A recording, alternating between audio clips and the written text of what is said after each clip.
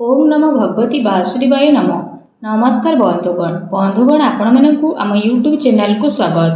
बंधुगण आज भिडियो रे आमे आपण मानकु कहिबाकु जाउछु आपणक पई आज आसंता कालीर दिनटी किपरि साब्यस्त हेबो, ए दुई दिन आपणकु किपरि कटेइबे, केउ सबु जिनिस रे आपणकु फायदा मिलिबो आउ केउ सबु जिनिस रे आपणकु सावधानता अवलंबन करबा पई पड़िबो, आपणकर लव लाइफ किपरि रहिबो, कैरियर किपरि रहिबो, बिजनेस आउ व्यापार किपरि रहिबो, ता सहित स्वास्थ्यर महत्वपूर्ण इनफॉरमेशन मध्ये आमे आपण मानकु देबु।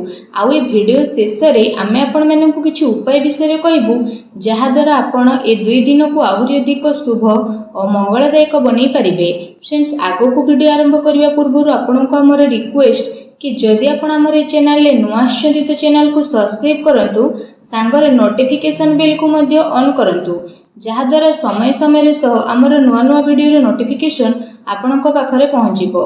आसंतु जानिबा किपरि रहिबो आपणक पई आजि आउ आसंता कालीर दिन।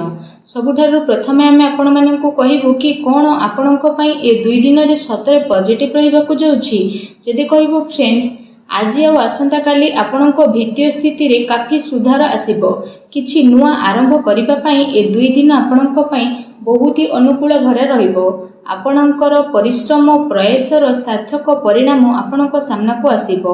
जो माने विवाह योग्य सेमानक पई कोनोसी भल प्रस्ताव मध्य आज घर को आसी पारे। यह सहित जदि आमे कहिबा फ्रेंड्स, समाज एवं संपर्कियों भितर आपणकर प्रभावशाली व्यक्तित्व आउ सरल स्वभाव कारण मान प्रतिष्ठा आपणकर बनी रहिबो। समय किछि मिलाजुला प्रभाव मध्य आपणक पई नै करी आसीबो, किंतु ताहा द्वारा बहुत भल फल आपणक पई बनिबाकु जाउछि। किछि टाइम रे अति संपर्कियों भितर जहा भी क्लेश चलीथिला तो से सबु दूर विशेष भाव में आपणकर हेबो। ता सहित संपर्क रे पुणी थरे मधुरता देखा देबो। प्रतिष्ठित लोकंक सह संपर्क बढ़िबो आउ जहा भविष्यत पई बहुत ही लाभदायक सिद्ध हेबो। धार्मिक स्थल को जीवार प्रोग्राम मध्ये आपणकर बनिबो, जहा द्वारा बहुत अधिक शांति एवं हल्कापन आपण विशेष भाव में अनुभव करिवे। घरे सुख सुविधा संबंधित वस्तुर किणा किणी मध्ये करिवे। कोनोसी दामी उपहार मध्ये आपनको मिली पारे। विद्यार्थी मानक विषय जदि कहिबा, विद्यार्थी माने तांको चाकरी संबंधित कोनोसी क्षेत्र रे इंटरव्यू रो जोग मध्ये बनुछि। सेथि पई पूरा परिश्रम सहित निजर कार्य रे प्रयास करंतु। निजर सिद्धांत रे कोनोसी भी प्रकार रो समझौता आज आपण आदु करंतु नाही। प्रभावशाली एवं प्रतिभावान लोकों सह अधिक टाइम आपण स्पेंड करिवे। एहा द्वारा आपणकर आत्मबल एवं आत्मविश्वास रे वृद्धि हेबो तथा नकारात्मक विचार मध्ये आपणकर दूर हेबो। भाग्य ठारू अधिक आपण आपणक कर्म उपरे विश्वास रखंतु। दिन आपणक पई आज बहुत ही भल रहिबो। आसंतु जानिबा आपणक पई कोन नेगेटिव रहिबो। जदि कहबा कोनोसी पारिवारिक कथावार्ता को नै भाई भौणी भितर लड़ाई झगड़ा होई पारे। घरर वृद्ध लोकों द्वारा सम्मान को खराब हेबाटू आपण बंचई रखंतु। ता सहित धर्म ना रे केही आपणकर नुकसान मध्ये करि पारे, सेथि पई आपण सावधान रहंतु। घरर कोनोसी वृद्ध लोकों स्वास्थ्य को लेके आपणकर चिंता रहिबो। डॉक्टर को पाखक मध्ये आपण जाई पारती। एहा सहित जदि कहिबा आपणको आपणकर स्वभाव रे ईगो को खत्म करबा पई पड़िबो, जहा द्वारा जहा भी सब प्रॉब्लम थिला सब प्रॉब्लम रे सॉल्व हेबो। कोनोसी भी योजना उपरे काम करबा पूर्वरु आपण विचार थरे करि नियंतु। कोनोसी दुखद समाचार मिलिबा कारणरु किछि टाइम रे आपणको मन रे उदासी आ नकारात्मक विचार मध्ये आसी पारे, किंतु आपण शीघ्र ही से सबरु बाहर को बाहरिबे। विद्यार्थी वर्ग पाठ पढ़ा अपेक्षा फालतू कथाबार्ता रे ध्यान केंद्रित करिवे। निजर महत्वपूर्ण कागज पत्र को बहुत ही अधिक संभाली के रखंतु, काहेकि ना जदि हजि जीवो तो मिलिबा बहुत ही कष्ट साध्य हेबो। घरे छोट कथा रे अकारण रे चिंता उत्पन्न हेबो, सेथि पई अधिक क्रोध करिबा ठारू दूरी रुहंतु।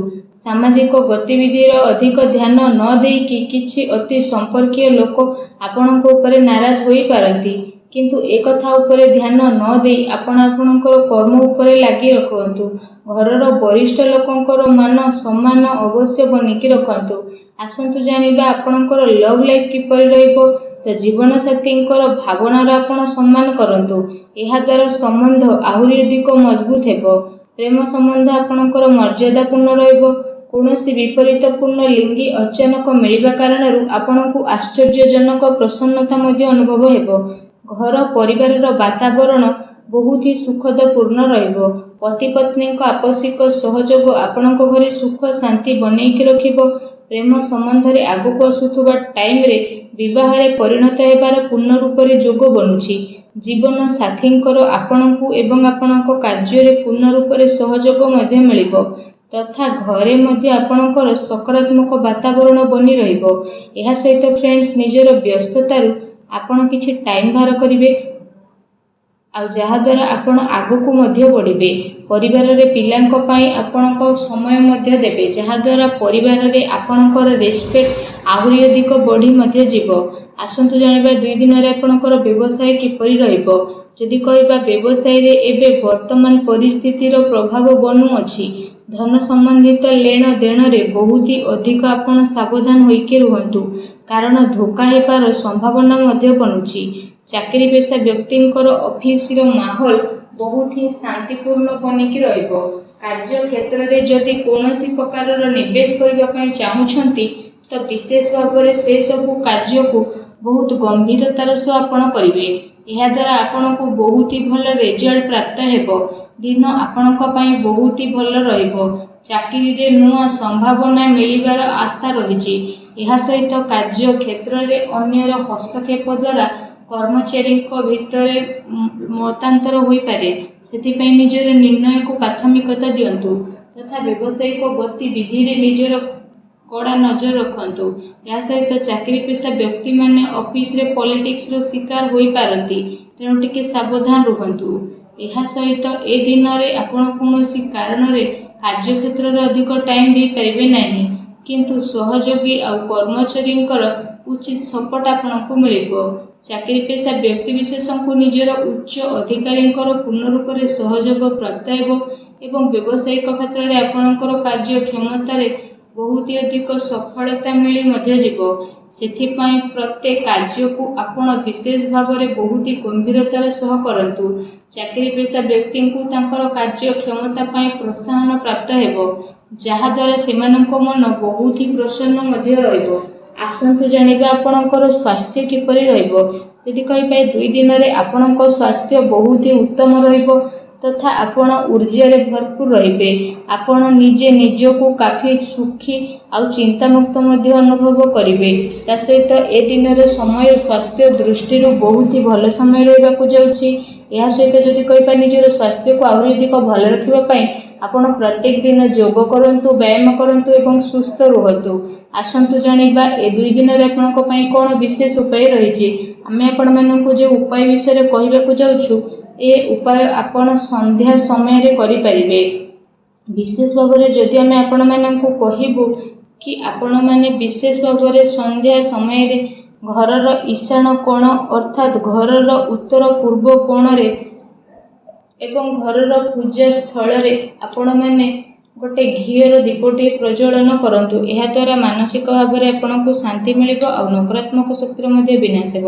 ଭିଡ଼ିଓ କେମିତି ଲାଗିଲା କମେଣ୍ଟ କରିକି ଜଣାନ୍ତୁ। ଚ୍ୟାନେଲରେ ନୂଆ ଆସିଥିଲେ ଚ୍ୟାନେଲକୁ ସବସ୍କ୍ରାଇବ୍ କରନ୍ତୁ। ଧନ୍ୟବାଦ।